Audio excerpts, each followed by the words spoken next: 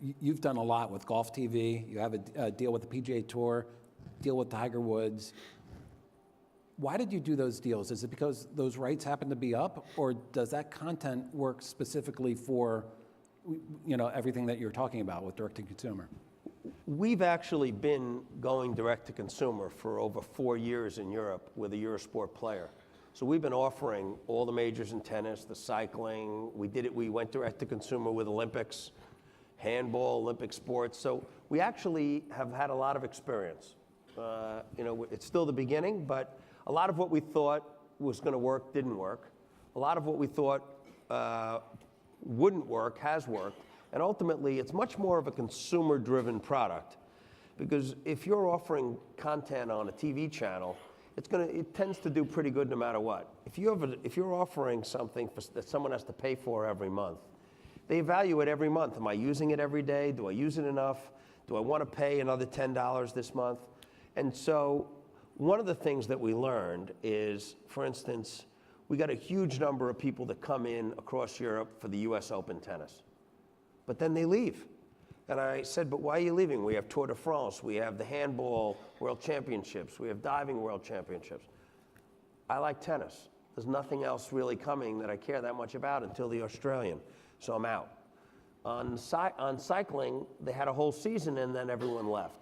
So we started to think, and we could be wrong, that we think that this is almost like a magazine, where you would wait for your golf magazine if you love golf, or you wait for your tennis magazine.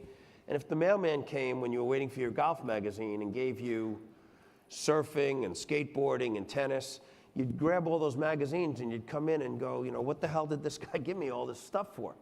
I want the golf. And so we've changed our strategy to go very deep in individual sports. But the additional thing that we learned that you and I were talking about earlier is people consume voraciously on these platforms. They consume all day, and they expect there to be new and fresh content all the time. And golf is really unique. Every weekend, Thursday through Sunday, we have the PGA Tour, we have the Senior Tour, we have the Asian PGA Tour, the Latin America Tour, the European Tour, Web.com. And so we have all these tours every day. So Thursday through Sunday, there's a massive amount of original content every single week. And 50% of the players on the PGA Tour are local. And we see this at Eurosport, that if Nadal is in the semis and finals of the US Open, we end up with a 30 share in Spain. If Nadal isn't in the semis and finals, we end up with a 12 share in Spain. It's still very good, but sports is local, local, local. And so the PGA Tour is loved globally. 50% of the players are international. We, because we have 12 channels in every country, have an ability to promote the local players. So we're going to follow those local players. We'll follow them on their practice round. And so we felt that the local element plus the amount of IP, plus finally, what we thought was if we had great content, that could really capture a viewer. And they would subscribe and they'd love it. But what we found is the content's not enough. So for instance, if the French Open starts at 11 o'clock, if you get up at 5 in the morning and you subscribe to the Eurosport player, you hit the Eurosport player at 5 o'clock and you put your finger down, you want to see what's coming up at the French Open. And if it says tennis starts at 11 o'clock, your immediate reaction is, I hate this thing.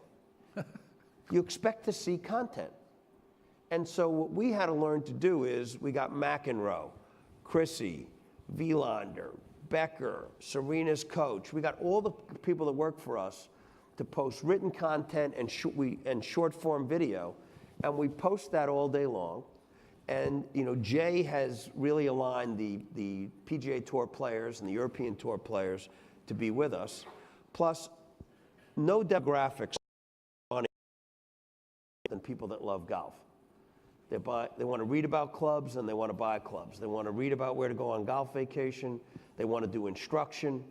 So we want to build a whole golf ecosystem where You buy your clubs. You like what Rory's wearing, you can buy that outfit. But then, and you can take lesson from your favorite instructor. You could read about golf courses and book your vacation. But at the end, on Thursday through Sunday, you could follow your favorite foursome or watch your best. So we think we got a hell of a chance with this. Great demo, local players, tons of IP, tons of transactional opportunity. And so we think of everything we're doing, you know, golf has got a real chance of being a big global scale business for us.